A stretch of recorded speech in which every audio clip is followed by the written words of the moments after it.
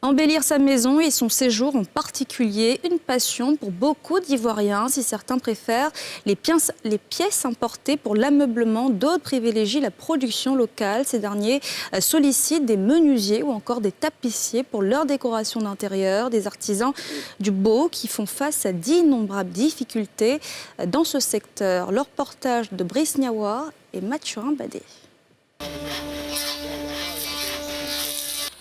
Poussière de bois, coups de marteau avec enfant, le bruit de la ponceuse sur le tapis et le tissu. Nous sommes dans la commune de Yopougon, au nord d'Abidjan. Ici, on parle embellissement et ameublement des maisons. Préoccupation du moment du couple Annie Corée. Dans cet endroit qui lui est familier, on discute déjà les prix. C'est la deuxième fois que je viens ici parce que j'ai déjà fait un achat ici et j'ai été satisfait. Les tapissiers, ils ont la technicité, ils sont bons, ils ont le talent. Mais malheureusement, ce qui est à déplorer, c'est qu'ils sont tous dans la même tendance. Il n'y a pas de variété au niveau de leur production. Tant et si bien que quand vous venez faire un achat, vous avez beau parcourir tous les ateliers qui sont alignés là, c'est pratiquement le même modèle. Pour ces faiseurs de coins de paradis à la maison, le souci d'innover est permanent. Mais suivre la tendance et faire de bonnes affaires demeure les leitmotivs. Ce n'est pas parce qu'on n'innove pas seulement que c'est ce que les gens aiment plus qu'on fait. On ne peut pas faire des salons, les gens ne vont pas acheter. Forcément, il faut faire un truc qui va beaucoup sortir, mais les gens apprécient, c'est tout. Contrairement au couple Annie Corée, ses clients sont à la recherche de pièces rares, importées, du chic, du raffiné. Grâce à Beauté et ses amis ont quelques idées en tête. La commune de Marcory au sud d'Abidjan, où ils sont reçus dans ce magasin. La qualité et le prix. Il y a aussi la disponibilité, parce que sur ceux qui fabriquent, ce n'est pas à temps. Peut-être moi je veux le salon peut-être à une semaine, ils vont me dire 3 semaines. Pourtant moi ça ne m'arrange pas.